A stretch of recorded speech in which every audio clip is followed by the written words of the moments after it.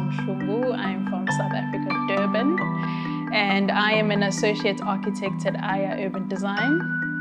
I'd also like to say that I'm passionate about design and architecture. I'm a Coral Brick award-winning designer, and I specialize in project management and residential and commercial buildings in and around South Africa and Mauritius. My history with architecture actually is very interesting. It goes way back. My parent loves the story. My mother loves the story. I think innately I am a designer and I'm an artist at heart. And I didn't know about architecture growing up. Obviously, growing up in South Africa, our parents knew nothing about it. Our parents grew up in the apartheid era and they had very limited options for career choices. And obviously when '94 I started school, I was in primary school, I was very creative and artistic, and my parents would buy me a whole bunch of sketchbooks and workbooks, and I would spend my days and evenings just coloring in. So the love was there. And my mother and my father said, oh, she's going to become an artist. So I grew up knowing that, oh, I could become a fine artist. Before I get to high school, I'm in primary school, and our art class teacher asked us to draw our family, a portrait of our family. So normally any 10-year-old or 8-year-old kid would draw a house with like the elevation of a house with the mom, the dad, and the parents, and the kids, and the dog, or whatever it is. I drew that whole analysis in plan. So I drew my house as a planned version, and I sketched and said, this is my room, this is my parents' room, this is my brother's room, so on and so forth. And this is how the garage is situated. So I literally drew an architectural plan at 8 to demonstrate how my family lives and functions. So I think my father thought that was hilarious because he had a friend who was a draftsman. So he was like, oh, you could also become a draftsman. So that was in the back of my head, but I never, paid any attention to it. I carried on high school. I wanted to be an artist. I think in the 10th grade, we had an elective, which is just like a 1-month period where you do a specialized art course, whether it's photography, architecture, or print. So I chose to do architecture, and we took a tour to Durban, and I saw all the buildings, and our art teacher told us about the process of architecture and why these buildings look the way they do and what influenced them, and I was in awe, and I was just like, this is exactly what I've been called to do. This is what I want to do for the rest of my life. Needless to say, I did very well in the course and became an architect. So, okay, I think what I'm really excited about designers and young creatives, and just the passion that we have in design school when we are coming through like the first year right up until your master's, where you have the liberty to create a problem or to solve a problem that you created. So you give yourself the brief, and then you do design, you take on like a designer's persona and you try to resolve that problem.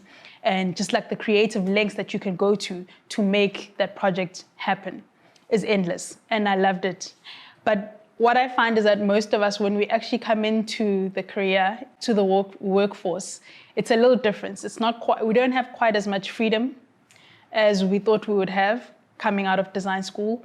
There are so many restrictions and regulations and things that hinder us from actually tapping into our sort of creative and our design side.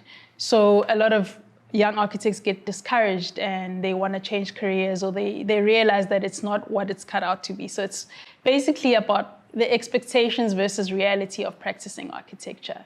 And what I would like this course to mean to everyone is that you can find a balance between the two. It doesn't have to be one or the other. It's a rude awakening, understanding that, your first 2 years of working, you are just going to be drawing window schedules or door schedules or whatever it is, right? That's a terrible feeling. After you spend 3 years creating this amazing building or your thesis or whatever it is, and then you get to a firm, whether it's a big firm or a small firm, you might just get put in a corner and you can be doing window schedules for 2 years or door schedules or picking the color of the floor or the walls or whatever finish it is. And that's discouraging for many young architects, but I think they need to understand that it is the process, and all of these things do culminate to a point where you one day could also be in the seat of the designer and can make that reality happen. So what basically is a step, this is a step-by-step architectural guide to starting a project from conception to detailed design and all the way to construction. How you do that in the context of South Africa and what the steps are and the regulations that you have to follow are, basically. And to be able to do that and create a very feasible, constructible and livable project without compromising your creative expression.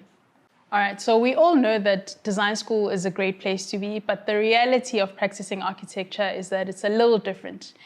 In fact, when you start practicing architecture, you realize that you actually spend 20% of your time doing the fun, creative, artistic stuff, and 80% doing the planning, the research, and the development of technical solutions for whatever project that it is you're doing. So my experience was quite jarring in the sense that I thought I would get there and I'd be given a project and my boss or whoever would say, hey, you're a great designer, take this and run with it. You actually find out that things like budget, the client's needs, and the end user are all constraints that sort of restrict you from doing whatever it is you want, right? So you have to work within these constraints to give them what they want and also still be able to express yourself. So architecture school teaches you to ask the questions, and the architecture profession teaches you to produce practical answers to those questions. And what I mean by that is, with creativity, budget, and practicality, you need to merge all of those three things to be able to get the final product. The SACAP, which is the South African Council of Architectural Profession, has broken up the works of architecture, or the works of an architect, into 3 stages. But for the purposes of this course, I'll do the 3 main stages that I think you as a young designer will have to encounter. So the first stage is the planning and the design. The second stage is the detailed development and documentation. And then the last stage that you're going to have to deal with, which takes up about 40% of your time, is the construction, right?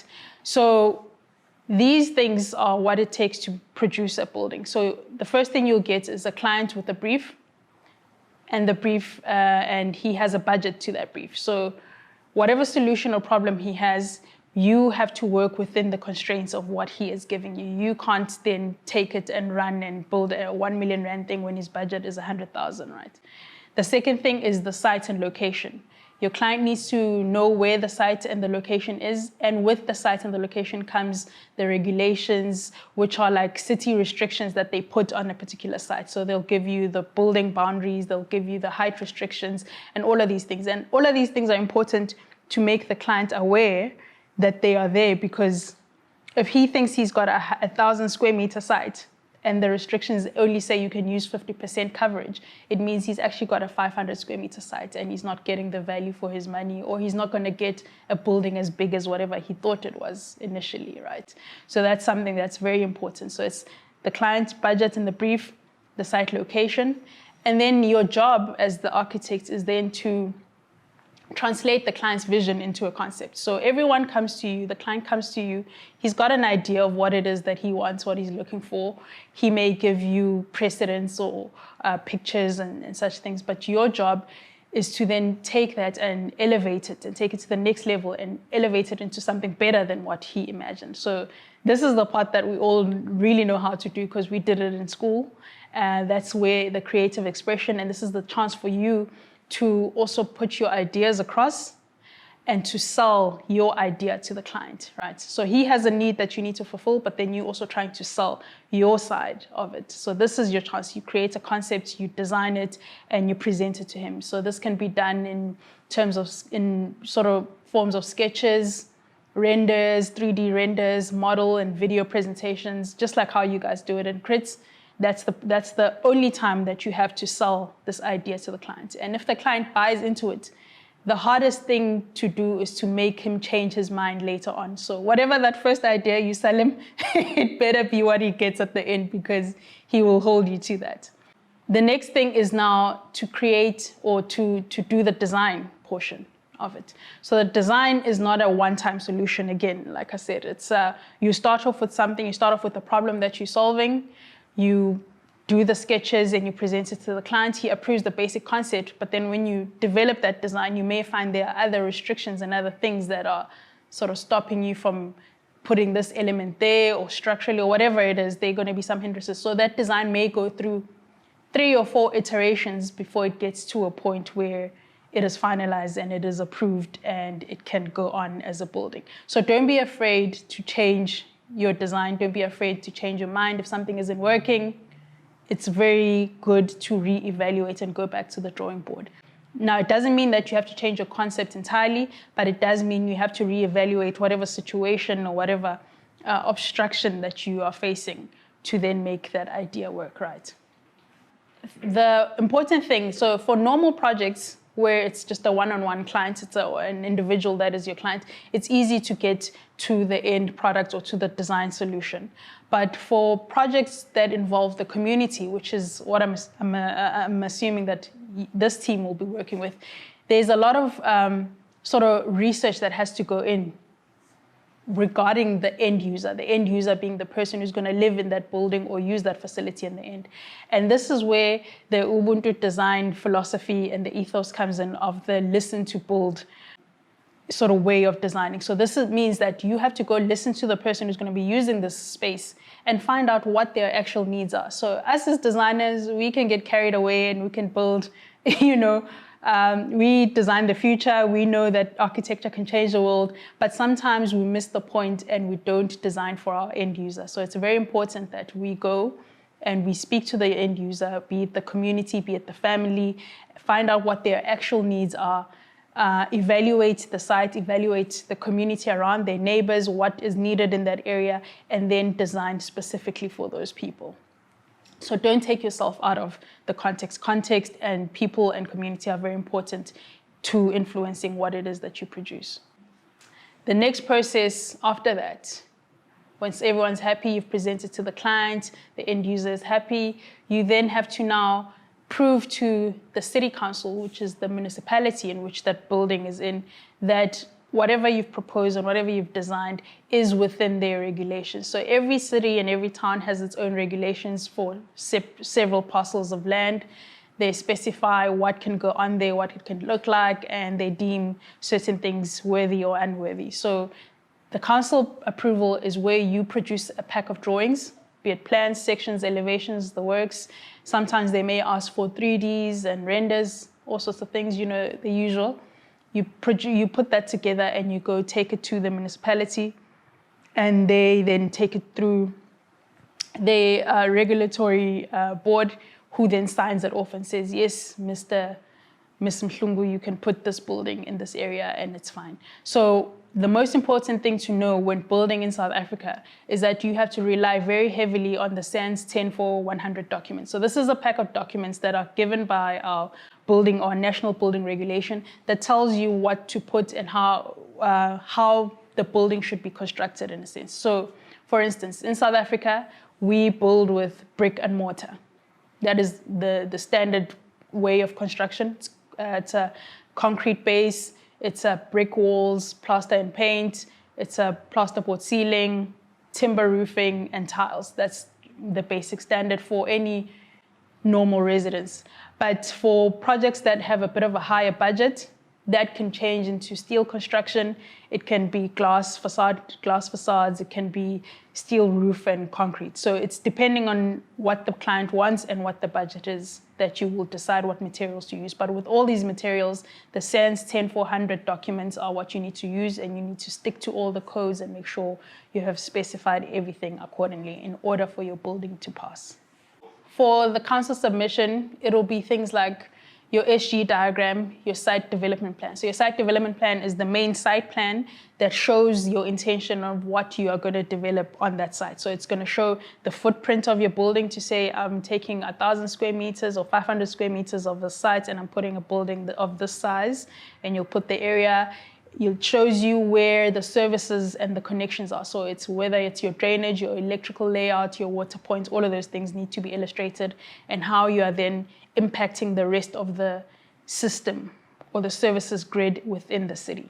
So there you need to illustrate clearly where all of these connections are and if you are following the regulations of the city. Another thing that may be needed for that is obviously the specifications of your material again, you must refer to the SENS 10400 that will tell you that for external, for instance, your external elevation or external walls need to be a 230 brick wall and your interior walls are a 110 brick wall. That's just an example of certain things that they may or may not approve if you don't do it. Amongst that, it's also, I think every city is trying to implement a energy efficiency regulation. So things like your size of your glazing on each elevation is very important. So in the document, the city document, they'll tell you that 40% of your elevation is the maximum that you can put glass. The other 60% has to be a solid brick wall, depending on where you are, whether it's facing north or east and the rest. So all of those things are things that are going to be required in the council submission documentation. So your council submission, it shows the basic design or the basic concept, but it's not a finalized model or not a finalized drawing. It's just so the city knows what you are intending to do. The main thing that you then have to focus on is making sure that things like light, height, and the spaces that you create are also very suited for the climate and the area that you are in. So for instance, in South Africa, we are in the southern hemisphere. So for us, the north elevation is where you want to put your living areas or your living spaces, because that's where you get the most optimal light for our climate. The west is where the sun sets, so you get like a harsh burning light, and no one really wants that in the house. So most of the time, the west elevations are the most shielded elevations. So they'll have the louvers or the screening, or they'll have more walls than glass.